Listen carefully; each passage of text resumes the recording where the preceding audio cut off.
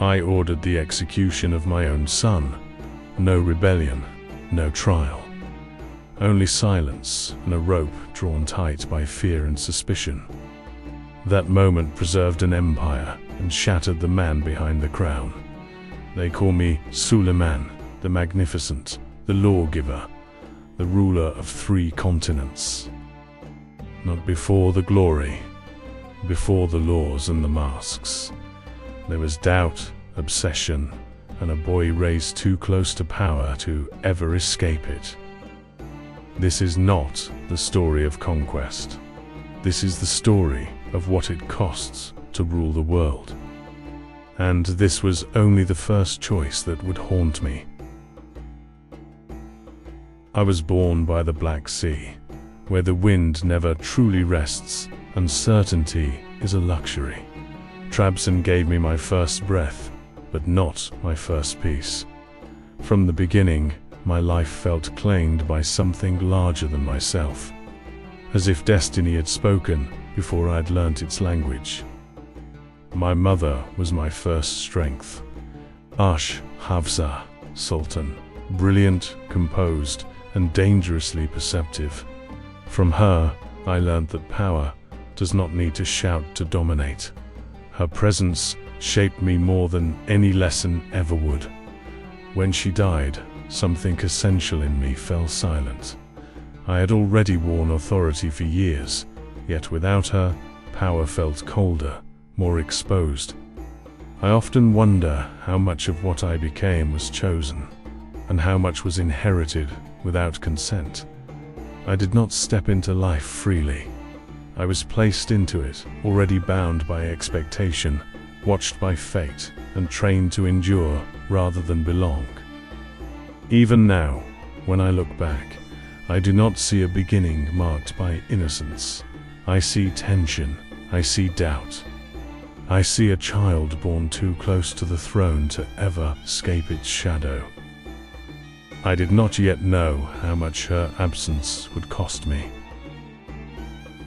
My father was already a sultan long before I learned what a father was.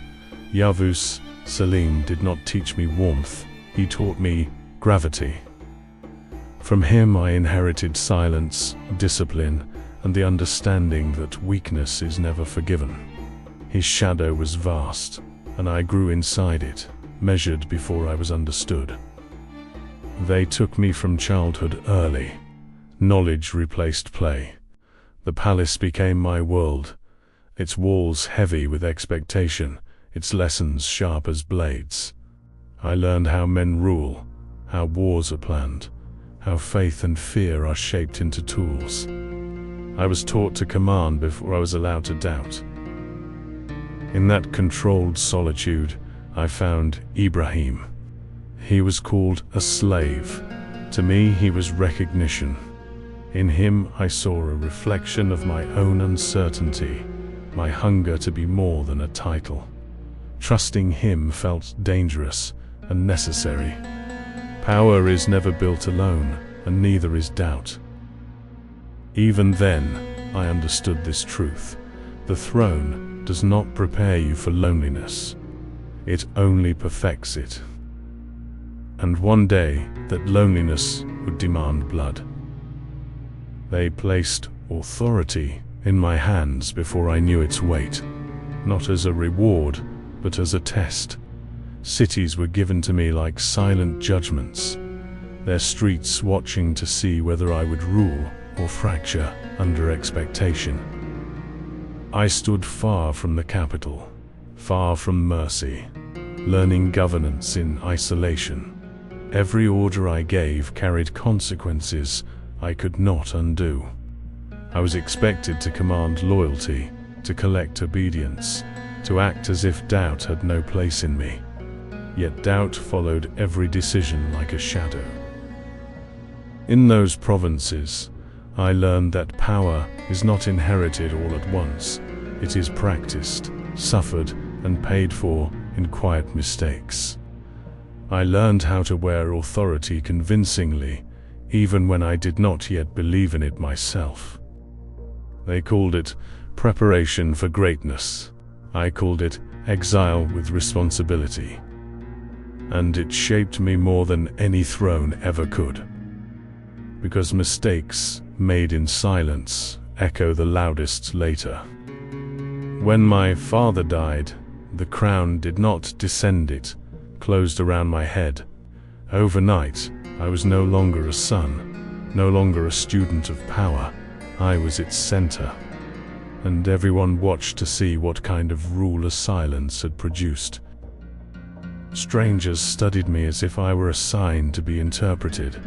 They measured my youth, my posture, the pallor of my skin. They searched my face for cruelty or mercy, for weakness or resolve. I felt their eyes before I felt the throne. I knew that my body spoke before my words ever could. They said I looked thoughtful, that I loved learning, but I carried calm rather than fury. Perhaps they were right, or perhaps calm was only the armor I learned to wear. Inside, I questioned every step, whether wisdom could survive power, whether gentleness had a place on a throne built by fear. I did not yet know what kind of ruler I would become. I only knew this: the moment I was crowned, doubt became my closest companion, and the world mistook it for composure. The world saw certainty. History would record something else. There was a name that followed me in silence long before armies did: Alexander. Not as a legend, but as a question. Could one will bind the East and the West? Could a single vision hold a fractured world together, or would it shatter under its own ambition? I carried that thought with me, into councils, into campaigns, into sleepless nights. It shaped the way I looked at maps, the way I refused to see borders as limits. Asia, Africa, Europe. These were not separate worlds to me, but pieces of a broken whole waiting to be forced into unity. Yet, admiration is never innocent. To follow such a vision is to risk becoming its prisoner. I often wondered whether I was chasing destiny, or repeating a dream that had already destroyed one great man. The world saw my marches as ambition. I felt them as tension between inspiration and obsession, between greatness and ruin. History never tells you what happened next. If you want to hear history told by those who lived it, this channel is for you.